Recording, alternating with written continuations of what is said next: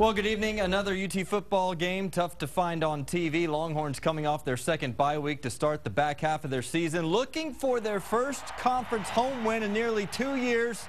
Home to last place Kansas, and this was more like a glorified practice for Texas as the freshmen make quick work of the Jayhawks. Malcolm Brown loses his shoe again on a touchdown. Second time this year that's happened. 7-0, and then David Ash, who's taken over the quarterback duties full-time, scrambles. Nobody open, so he tucks it on the 2-yard keeper. 14-0 Texas. Could have been more if not for 2 turnovers at the goal line. Scary moment here, though, as Jackson Shipley goes down awkwardly off the pass from Ash, injuring his right knee. Walked off on his own but didn't return to the game. We'll keep you posted on his evaluation. Brown would cap off that drive with his second score. 28 carries for 119 yards, on pace to set the team freshman record. Joe Bergeron took over in the second half and finished with 136 yards and 2 touchdowns. Meantime, Kansas manages just 10 yards of offense the first half, 46 total, as UT gets its first shutout since 2005, 43-0 the final. Layla Rahimi live at the stadium with more on that overwhelming win. Hi, Layla.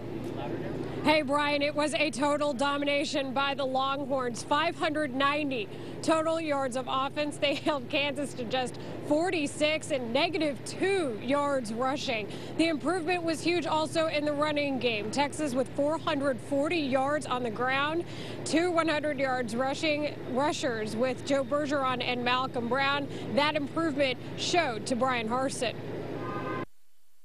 You know, one of the things that we talked about was just going out there and playing with an edge, doing your job, and finishing. And I thought those guys did. I thought we came out early, and those guys were firing and playing hard.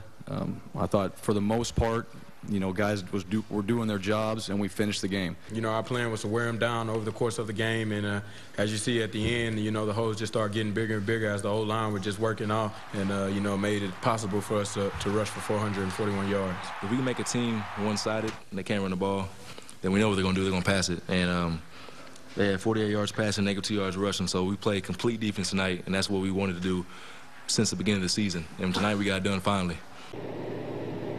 Keenan Robinson, one of the many happy defensive players after the game. So is defensive coordinator Manny Diaz, who said one of the biggest reasons his defense played so well is because his offense was on the field for so long. But just a huge win for Texas, their first conference win at home since November of 2009. Live at DKR Stadium. Brian, back to you.